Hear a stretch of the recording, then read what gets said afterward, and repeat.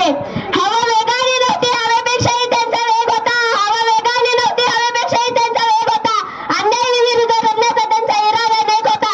असा भीमाबाईचा लेख लाखातला एका जगात एक होता, लाखातला एका जगात एक होता.